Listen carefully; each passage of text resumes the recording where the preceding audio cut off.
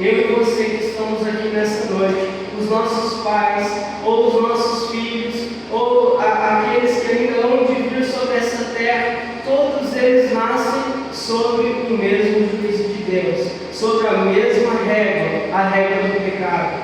E em Romanos, Paulo trata a respeito do pecado. Ele nos ensina que nós somos pecadores. Romanos 13:23, ele vai dizer que todos pecaram e destituídos estão da glória de Deus. Romanos 3:10, Paulo vai dizer que não há nenhum justo, nenhum sequer. Não há ninguém que agrade a Deus, não há ninguém que faça a vontade de Deus. Por quê? Porque estamos debaixo da ira de Deus, do pecado, desta mesma regra. Mas Paulo, escrevendo aos Romanos, ele também vai falar não somente do peso do pecado, não somente do juízo de Deus, não somente da lei, que a lei não era suficiente, não é suficiente e nunca será suficiente para a salvação. A lei foi feita por Moisés, foi ordenada por Deus a Moisés para um povo, para um propósito, para um tempo determinado. Mas a lei, aquilo que eles faziam na lei cerimonial, as ofertas que eles entregavam diante do sacerdote e que o sacerdote entregava diante de Deus, aquelas ofertas apontavam para algo maior. A lei não tinha poder de salvar os judeus. A lei apontava para Cristo nosso Senhor. As leis cerimoniais, elas eram realizadas, eram cumpridas pelo povo judeu, e o povo judeu todos os anos, e de tempos em tempos, iam e sacrificavam diante de Deus. Mas esses sacrifícios, como eu já disse aqui, não têm poder para nos salvar. E em Romanos, Paulo fala a respeito disso, que a lei ela é enferma, que a lei não tem esse poder. E ao mesmo tempo, então, se a lei não pode nos salvar, quem poderá nos salvar?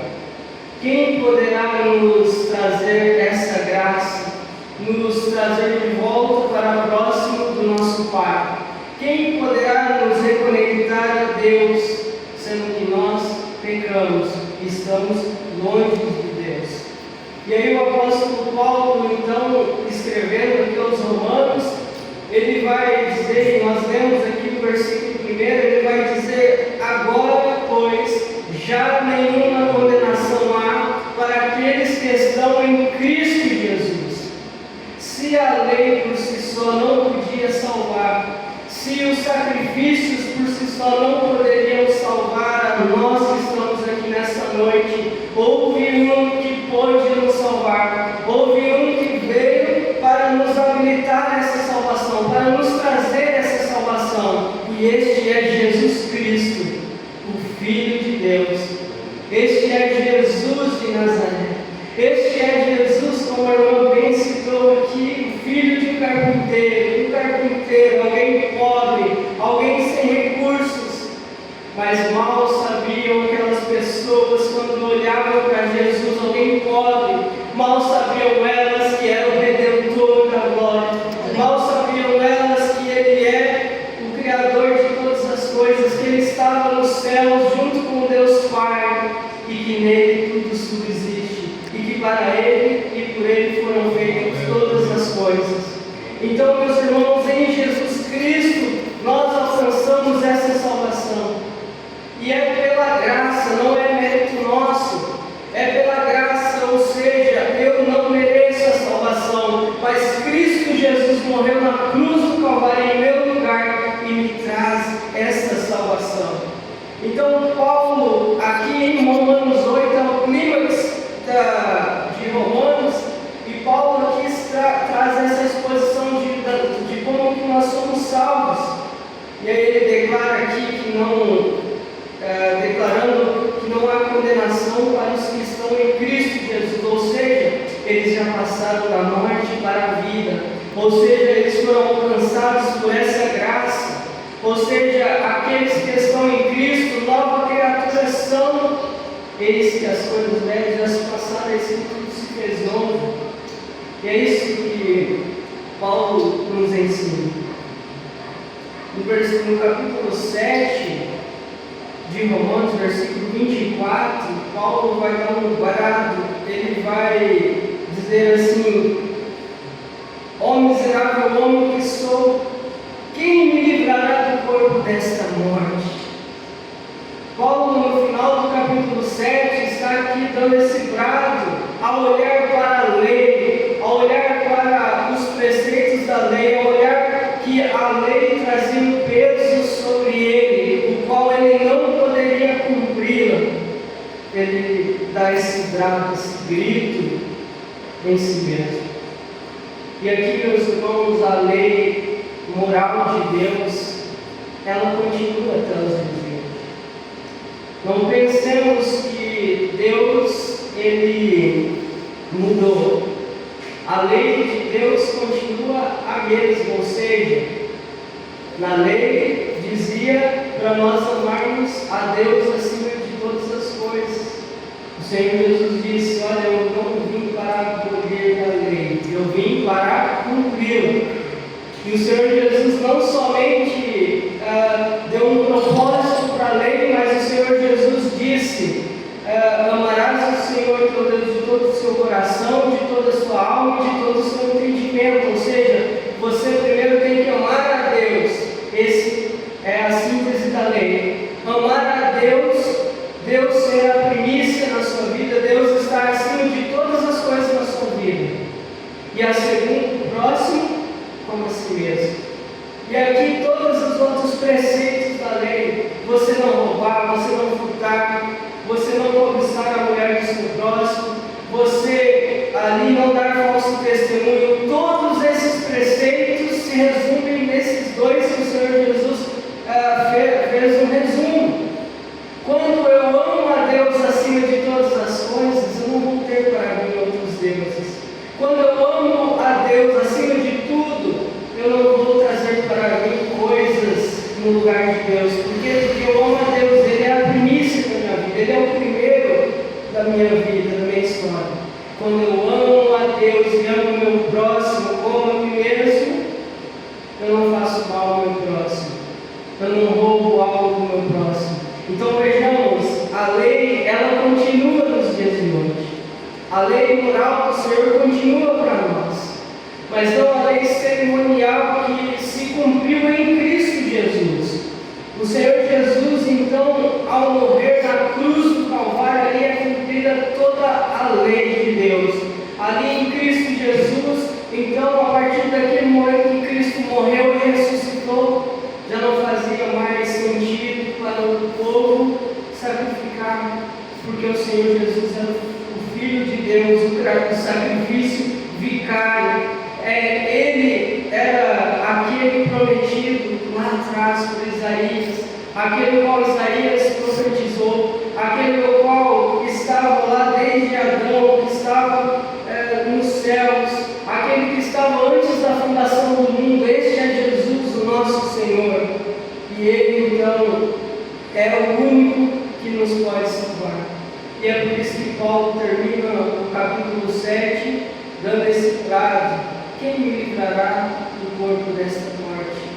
E aí no versículo 25 ele vai continuar dizendo: graças a Deus por Jesus Cristo, nosso Senhor, de maneira que eu, de mim mesmo, com a mente, sou escravo da lei de Deus, mas segundo a carne, da lei do pecado. E aí ele vai continuar, e aí no versículo 1, capítulo 8, é que ele dá esse novo trato. Agora, pois, já não há nenhuma condenação para aqueles que estão em Cristo Jesus. E aqui, meus irmãos, não há mais condenação, ou seja, nós estamos livres da condenação do pecado. Nós estamos livres da ira de Deus. Você já ouviu falar da ira de Deus? Meus amados irmãos, quando nós vemos em Apocalipse, nós vemos o ápice da ira de Deus que será derramado sobre aqueles que não foram salvos por Cristo Jesus. O inferno não é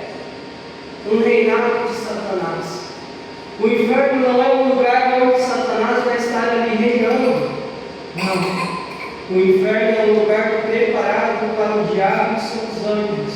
E o inferno é o lugar onde Satanás receberá o cálice da ira de Deus. O inferno é o lugar onde Deus há de julgar Satanás e seus anjos. O inferno é uma prisão que Deus fez para Satanás. E ali a ira de Deus se derramará sobre todos aqueles que estiverem com ele. E o inferno não foi feito para nós. O inferno foi feito para o diabo. Mas quando o homem pecou, quando o homem caiu, quando o homem ali tem o pecado em si, a partir daquele momento, Deus traz este juízo sobre a humanidade. Todos aqueles que não forem alcançados pela graça, não forem alcançados pelo Senhor Jesus Cristo, eles estarão no lago de fogo, estarão junto com Satanás, cumprindo a sentença junto com ele. E aqui, meus irmãos, então nós vemos que a ira de Deus se acende contra o pecado, contra a humanidade que é pecadora. E sabe quem recebeu o cálice da ira de Deus? O Senhor Jesus Cristo na cruz do Calvário. Todo o cálice da ira de Deus que estava contra mim e contra você aqui nessa noite, que fomos alcançados pelo Senhor Jesus Cristo, o cálice da ira de Deus foi derramado em Cristo Jesus. Por isso o Senhor Jesus, quando estava no Getsemane, ele bradou diante do Pai: Pai, passa de mim este cálice, mas seja feita a sua vontade. O Senhor Jesus deu esse brado no Getsemane, e aqui ele não estava aqui voltando atrás, não, mas ele estava ali prestes a sentir o ardor deste cálice, dessa ira de Deus contra ele. E ele foi até o fim. Na cruz do Calvário, o Senhor Jesus tomou sobre si as nossas dores, tomou sobre si os nossos pecados. Ou seja, não há condenação mais para mim, como dizem em Romanos 8:1. Já não há condenação mais para você que foi alcançado por essa graça, porque a condenação minha e sua estava sobre Jesus Cristo na cruz do Calvário. Outro ponto também é que não há escravidão. Aqui você não está mais escravizado pela lei. E aqui a lei de Deus é impossível de cumprir. Se você errar só em um tiro, como diz as Escrituras, em um tiro da lei, você descumpriu toda a lei. Ou seja, a lei é impossível de ser cumprida por nós, seres humanos, porque somos pecadores, somos falhos, somos carentes da glória de Deus. Como nós podemos cumprir a lei de Deus? Somente por intermédio dele, somente por intermédio do Espírito Santo em nós. É Ele que nos habilita. Quando você é alcançado por essa graça, o Espírito Santo passa a habitar em você. A partir deste momento você não vive mais para si mesmo. O que Paulo diz: não vivo mais eu, mas Cristo vive em mim. E a partir do momento em que você é alcançado por essa graça e sai ao mundo, você está agora vivenciando a graça de Deus. Você agora está lidando com este mundo e não mais sujeito ao pecado. Agora Deus habilita que você consiga vencer o pecado. Essa é a realidade. Por intermédio do Espírito Santo, Deus nos dá forças para vencer o pecado. Antes nós não conseguiríamos vencer os nossos pecados, por quê? Porque nós somos ou éramos pessoas fiéis ao pecado, vamos assim dizer. Pecadores por excelência, e não poderíamos ver o que é pecado e o que não é pecado. Mas a partir do momento em que o Espírito Santo habita em nós olhamos para algo e vemos: isso aqui é pecado contra o meu Senhor. não faço isso, não porque eu não quero, mas eu não faço isso porque é um pecado contra Deus, é algo que transgride a lei de Deus, transgride o mandamento do Senhor.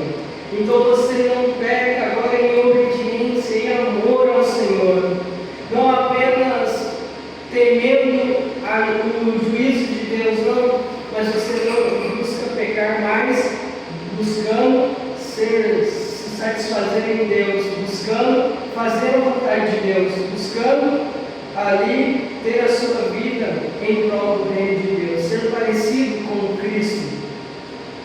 E aqui, meus irmãos, então vemos a velha escravidão da lei então foi abolida. O Espírito introduz os crentes numa nova relação como filhos de Deus, nascidos livres. Aleluia. Nós somos livres. Aleluia. Só que essa liberdade, meus irmãos, não é uma liberdade para que nós possamos sair deste mundo e fizermos tudo o que nós queremos, não. Nós somos livres e a partir dessa liberdade nós saímos deste mundo cumprindo a vontade daquele que nos libertou do pecado, a vontade daquele que nos libertou da morte e nos trouxe para a vida. Então essa liberdade que Cristo nos dá essa possibilidade de ir ao mundo, pregar o Evangelho e fazer outros discípulos. No versículo 3 vemos essa impossibilidade da lei de nos salvar, porque ele diz assim: porquanto que foi impossível a lei no que estava enfermo pela carne, isso fez Deus enviando o seu próprio Filho em semelhança de carne pecaminosa, e no tocante ao pecado, e com efeito condenou Deus na carne o pecado. Aqui, meus amados irmãos, a lei era então impossibilitada de nos salvar.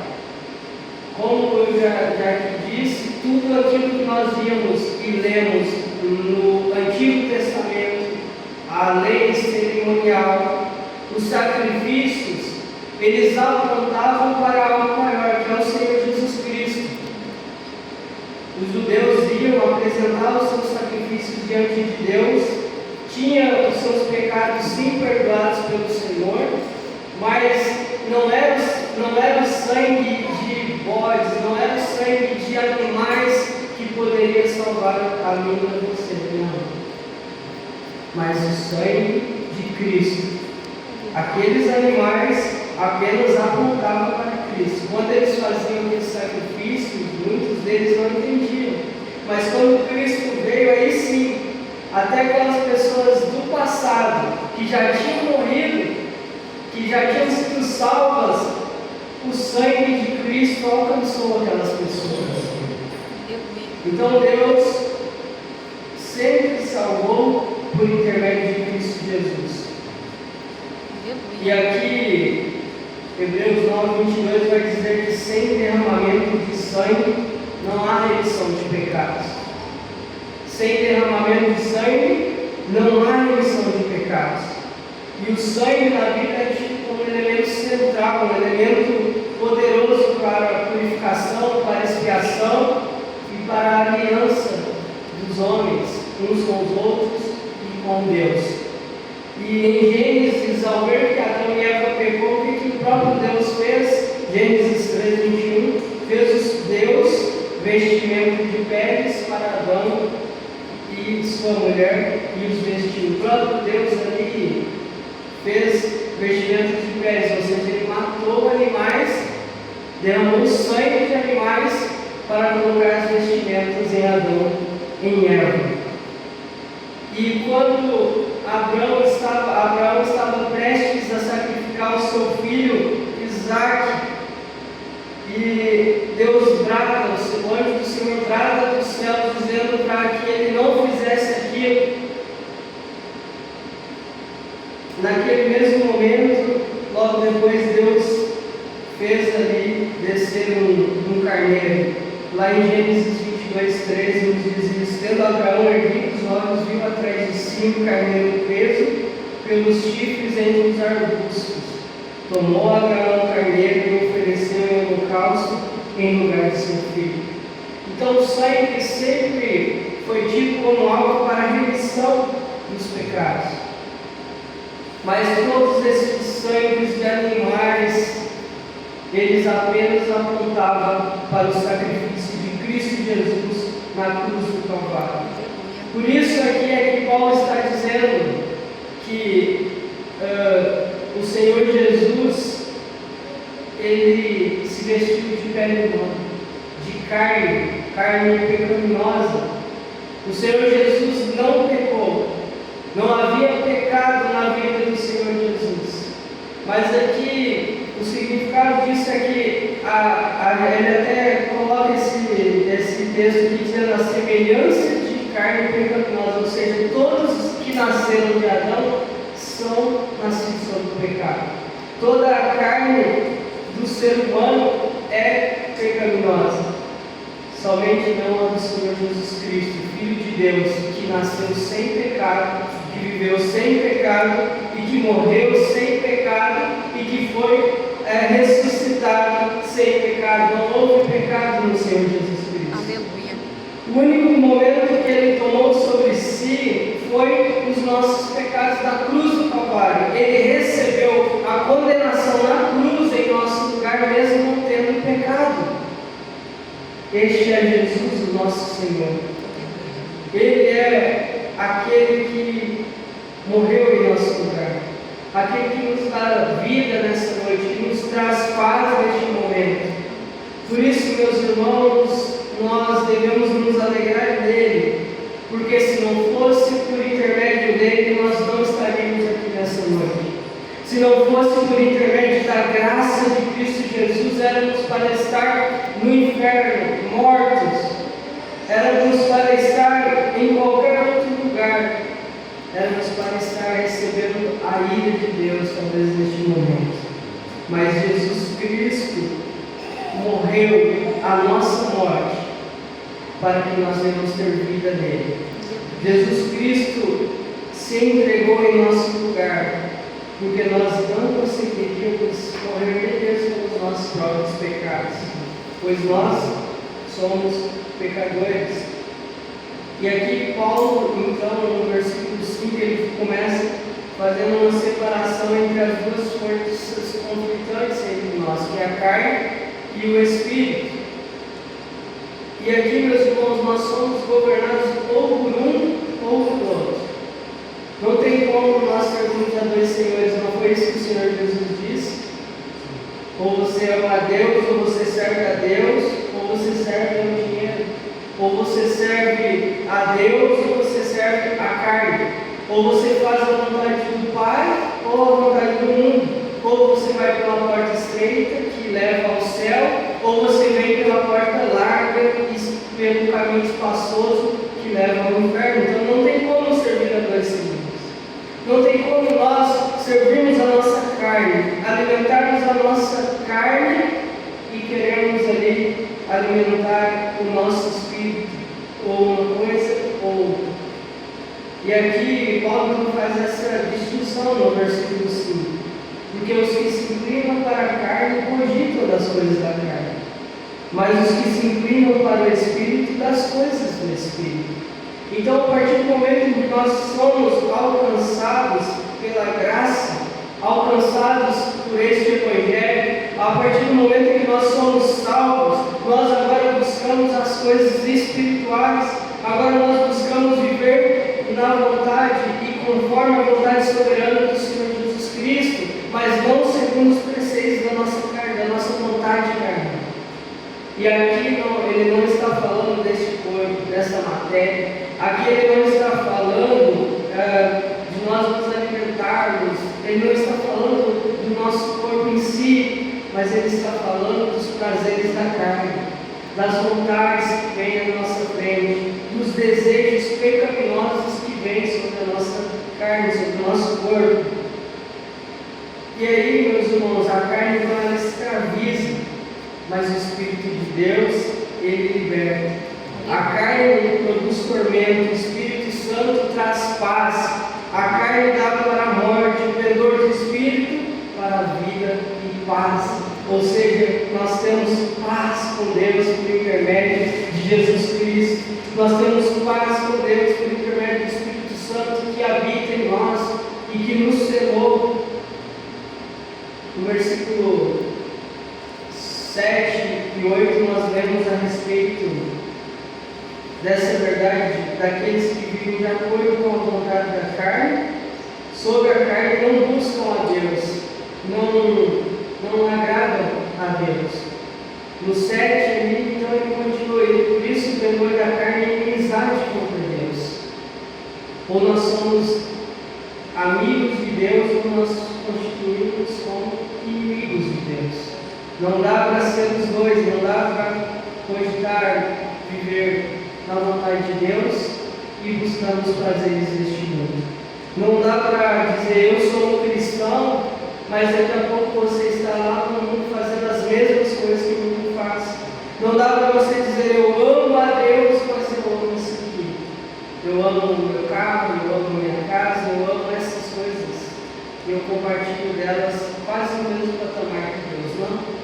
Ou você ama a Deus acima de todas essas coisas, ou você não ama a Deus. Não há equilíbrio entre as duas coisas.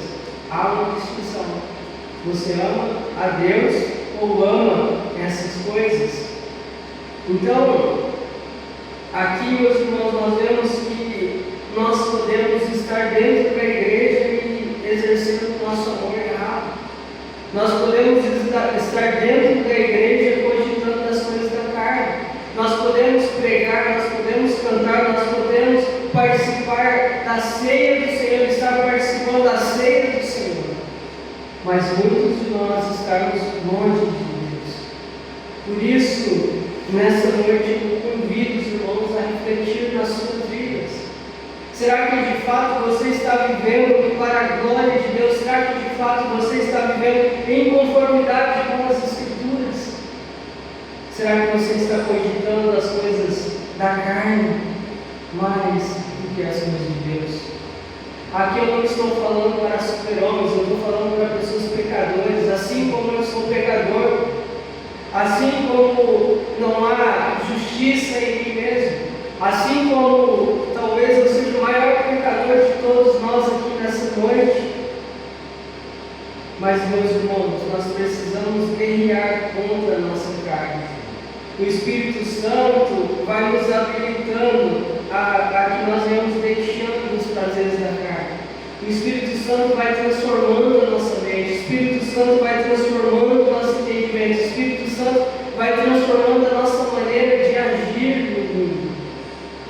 Não é que da noite para o dia nós vamos ser pessoas perfeitas, não. É um processo de santificação, sem o qual ninguém verá o Senhor.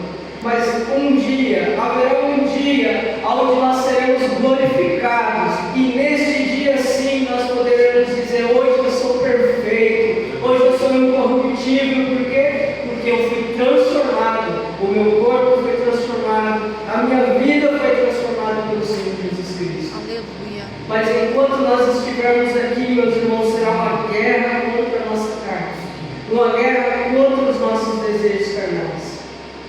E aí o versículo 9, então, Paulo vai nos afirmar aqui: vós, porém, não estáis na carne, mas no Espírito, se de fato o Espírito de Deus habita em vós. E se alguém não tem o Espírito de Cristo, esse tal não é dele. Aqui Paulo está nos dizendo para nós aqui nessa noite: como cristãos, nós temos um selo, nós somos selados.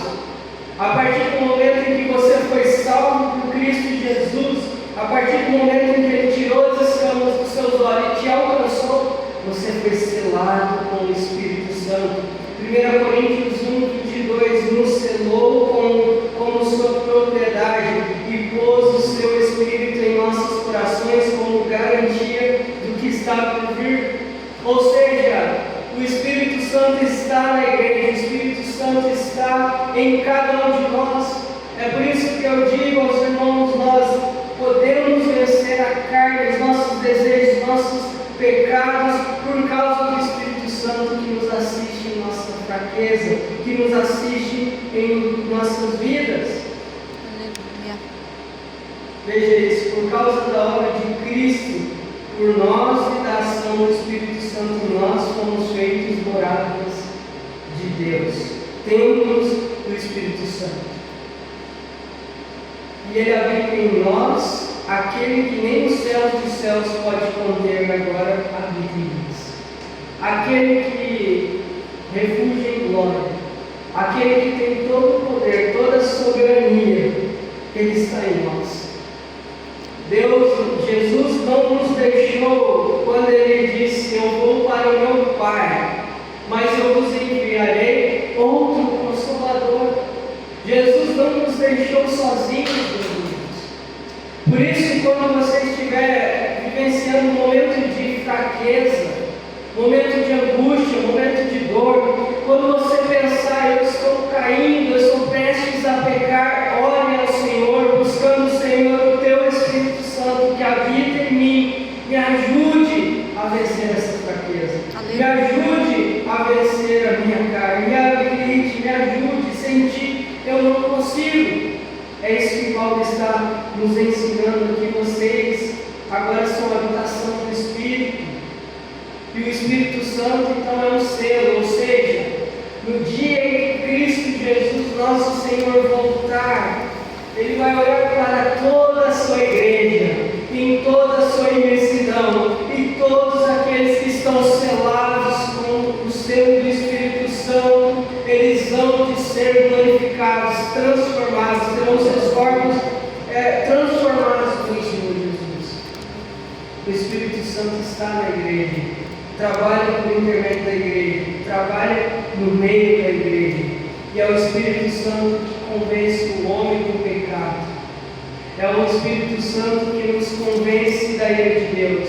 É o Espírito Santo que nos traz essa salvação, porque por intermédio dele nós lemos o texto da Bíblia e somos alcançados por Cristo Jesus, nosso Senhor. O Espírito Santo então habita em nós aqui. No versículo 10, se porém Cristo está em vós, o corpo na verdade está morto por causa do pecado, mas o Espírito é vida por causa da justiça.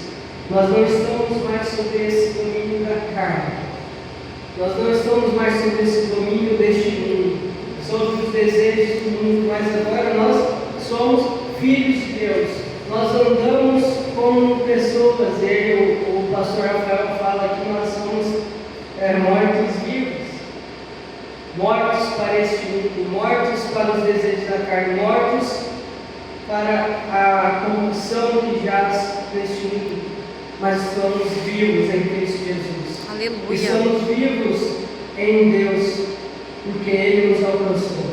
Segundo Coríntios 5,17 diz assim: assim que se está em Cristo, nova criatura é, as coisas velhas já se passaram, e ele tudo se fez novo. Então hoje nós vivemos em novidade de vida. Ao sair lá fora, meus irmãos, nós vamos ter isso em nossa mente. Nós não vivemos como este mundo, nós não devemos buscar as coisas deste mundo, nós devemos buscar em primeiro lugar as coisas de Deus, e essas demais coisas. E aí o Senhor Jesus dizendo ali, ele cita as coisas anteriores. Muitas pessoas usam esse versículo de forma errônea, dizendo: olha, todas as coisas serão acrescentadas. Não. O Senhor Jesus disse: essas demais coisas, o que? Comer, beber, se vestir. Todas essas coisas que nós necessitamos, o Senhor Jesus nos acrescentará. Ele nos dará sempre aquilo que nós precisamos. Por isso que nós vamos ver cristãos padecendo, cristãos passando por aflições, cristãos quase sem nada dentro de casa. Mas o Senhor Jesus vem e traz o necessário para essas pessoas sobreviverem. O Senhor Jesus vem e traz o necessário para que elas venham ter vida. E o Senhor Jesus vai abençoando essas pessoas. Então, Ele nos dá o que é necessário para as nossas vidas. E aqui, meus irmãos, o céu ele não é apenas o nosso destino, ele é a nossa origem. O céu é a origem da humanidade. O ser humano foi criado perfeito, o ser humano foi criado à imagem e semelhança de Deus. O céu não é apenas o nosso destino, é a nossa origem. E um dia encontraremos com o Senhor nos céus. Um dia, aquilo que hoje para nós é fé, aquilo que hoje para nós é esperança, a esperança do porvir, um dia nós estaremos com Ele e veremos face a face. E nós não mais precisaremos de fé, mas a fé vai cumprir o seu propósito, porque nós o veremos. E aí ele fecha o versículo 11 dizendo: se habita em vós o Espírito daquele que ressuscitou a Jesus dentre os mortos, esse mesmo que ressuscitou a Cristo Jesus dentre os mortos, vivificará também o vosso corpo mortal, por meio do seu Espírito, que em vós habita. Meus irmãos, a morte não é o fim. A morte é apenas uma passagem para o lado de Deus. A morte é apenas uma porta, apenas um lugar que nos dá acesso ao nosso Pai. Ao fechar os nossos olhos aqui, nós o abriremos diante de Cristo Jesus, nosso Senhor. Por isso, nós temos essa esperança. Nós vamos receber um corpo incorruptível, glorioso, poderoso, imortal. Estaremos diante dele nos céus e para sempre nós estaremos diante do Deus Criador de todas as coisas. Paulo, então, aqui nos está trazendo essa afirmação e essa esperança,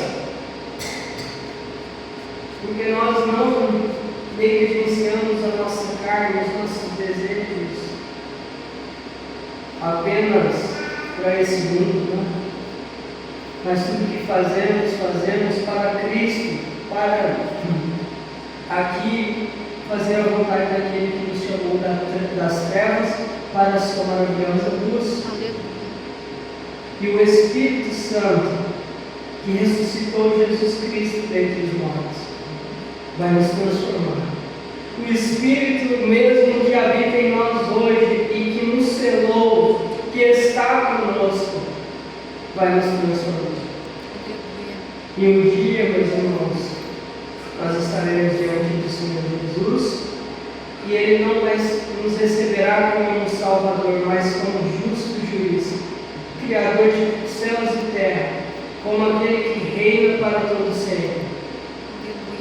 Todos, sejam aqueles que foram salvos, alcançados pelo Senhor Jesus, ou aqueles que serão condenados, todos estarão perante o Senhor Jesus, e Ele estará como um justo juiz. Portanto, eu clamo aos irmãos nessa noite: como está a sua alma? Como está a sua vida? Como está a sua vida diante de Deus? Nos coloquemos de pé neste momento. A palavra do Senhor nos ensina que a nossa vida é um fator que aparece e vai embora. Eu não sei se daqui a algumas horas eu estarei aqui. Eu não sei se daqui a 5 anos, 10, 30, 40, 50 anos nós estaremos aqui. Mas de uma coisa eu sei, meus irmãos, se nós não estivermos aqui, nós estaremos com o Senhor. De uma coisa eu sei, que se nós não estivermos aqui, nós estaremos perante o Senhor Jesus Cristo, seja para nos julgar e condenar, ou seja para nos dar a alegria.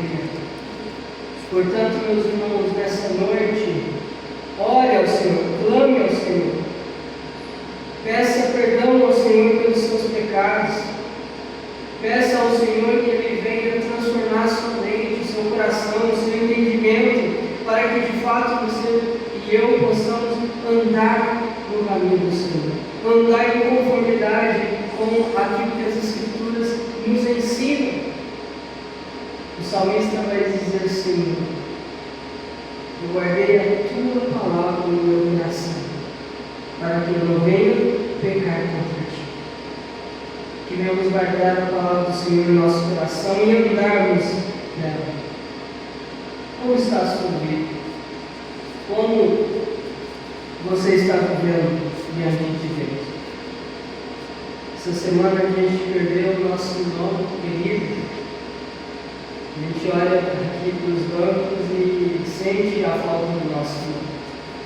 Alguém que nós testemunhamos, o Anderson que estava, alguns irmãos aqui, o Paulo que estava no fundo, e nós podemos ouvir da boca do filho do irmão Laerte a transformação na vida daquele homem, a mudança na vida daquele irmão, como foi notória.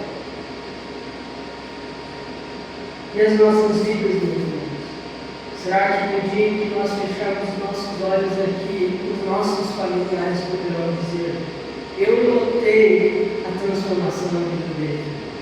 Eu vi que ele agora não vivia mais por ele mesmo, mas agora ele vivia para Deus. Eu notei que Deus trouxe algo diferente na vida dele. Só talvez eles nem saibam explicar, mas eles vão dizer: era uma pessoa dessa forma, andava dessa forma.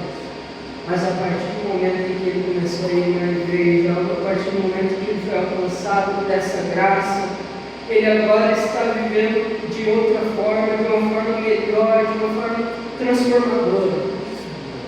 Que assim nós oremos ao Senhor nessa noite, pedindo que Deus possa transformar a nossa mente, o nosso coração e o nosso entendimento.